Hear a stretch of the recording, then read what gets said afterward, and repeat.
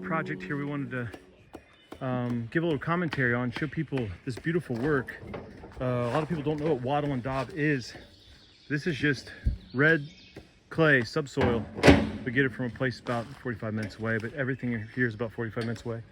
Then a little bit of sand. It goes inside this big ugly thing, and they mix it up. We already have video of that.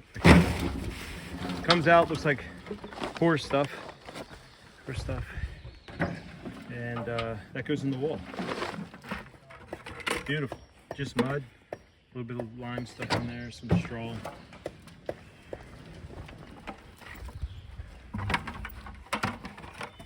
The brothers that do this position work non-stop.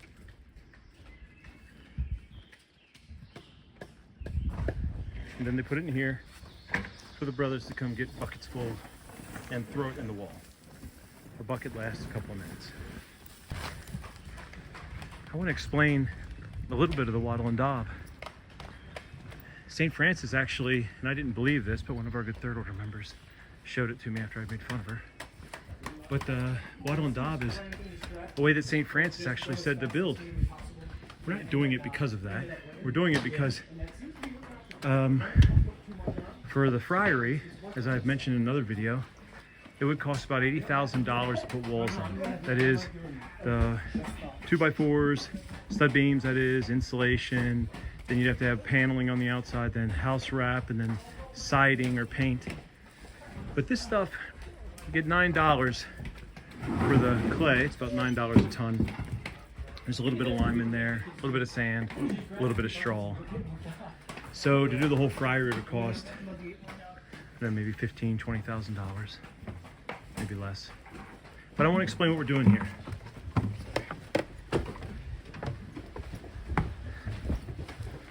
So here they're in the middle of a panel, just slapping in mud. As we've seen before, this is the wattle and this is the daub. The wattle we had done before, you all have seen another video. It turns out it's actually this stuff over here. We had to rip it all out.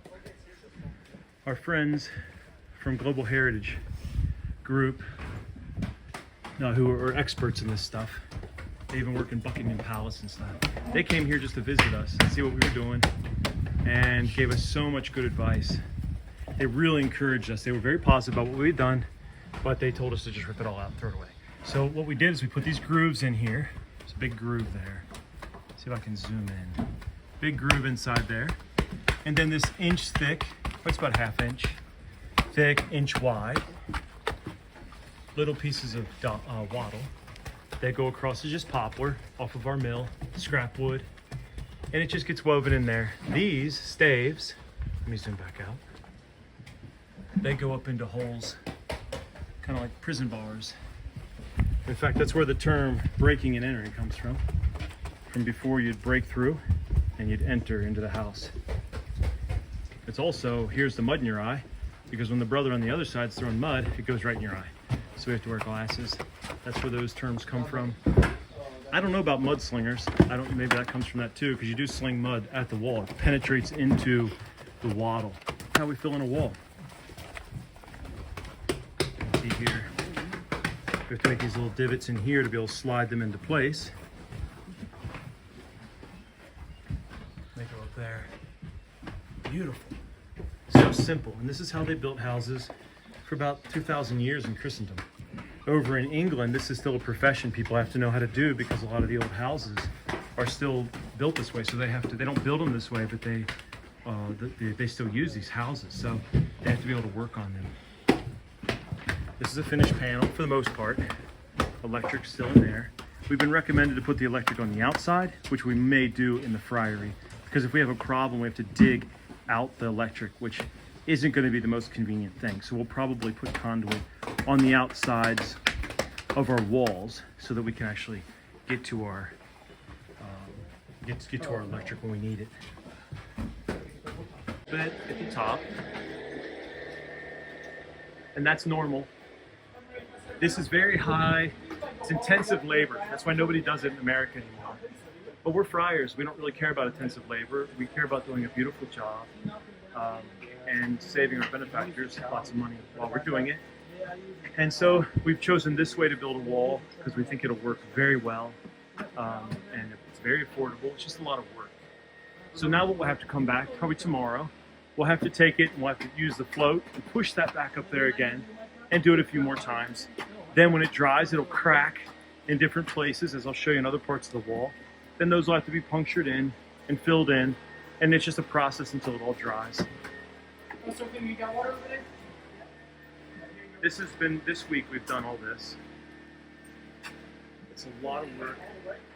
It's such an edifying work.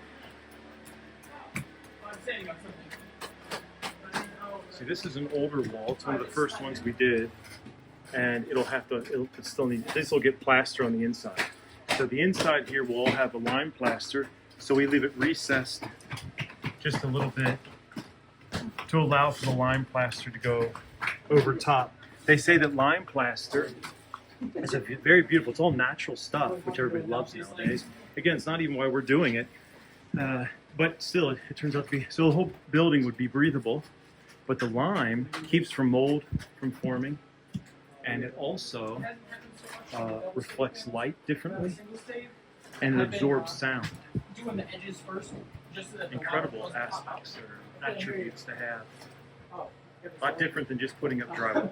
And we put, on our timbers, we put something called timber oil, Australian timber oil, which we won't be using anymore. It's good stuff. But in vernacular construction, you would just actually put lime wash on it. It keeps the bugs out, and it coats your wood, and it just costs almost nothing. So we'll be lime washing it. This panel here is older, and it's been drying for quite a while now. Zoom in. It's getting these cracks. These cracks will simply just push in, and we'll fill those in, and then this will get a coat. It's been hammered to push the wall back in, because now it's very hard. It's very, very hard.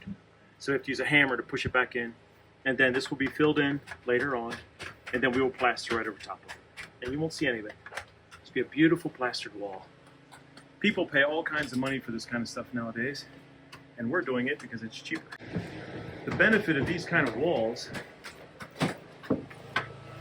is that these timber frame structures move. So if there would be an earthquake, this whole structure would move. We built a shed that some of you have seen, and a big tree fell that we cut down.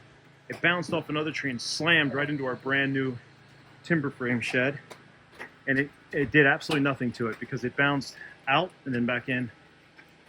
The same thing with these kind of walls is if there's an earthquake or something and the building moves, the walls move with it. In modern construction, people want everything to be as hard and as tight as possible. But that means if you do have an earthquake, it all shatters and falls apart. That isn't what happens with this. It all moves together.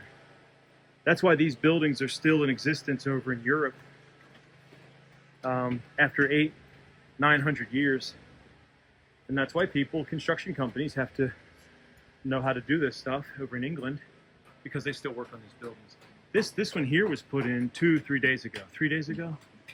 Maybe on Monday. Tuesday maybe. It's holding up very nice. This is a very old panel that I showed you on the inside. It's holding up great. But you see, we got to do a little work on it. Those aren't problems. Those are just normal process. We just got to patch them up. And now we're working on finishing our wattle and our tough spots. That's the thing. So zoom out. The wattle in this upper area. These empty places, those will be windows. As we're making this, the reason we do this divot in here and put the wattle inside is because people will think we do that just because that's the traditional way to do it. A lot of people here in America will put like a nailer in all the way around, and then they'll do their wattle and daub based on the nailers. The reason that doesn't work for wattle and daub is because the daub will dry and it'll separate from the wall, and it'll leave a gap where air can go all the way through the house. But because you have these divots, these V divots that we put the wattle in, the wattle goes inside those divots. And so when it shrinks, it's still inside there, so we don't get air gaps that go all the way through the building.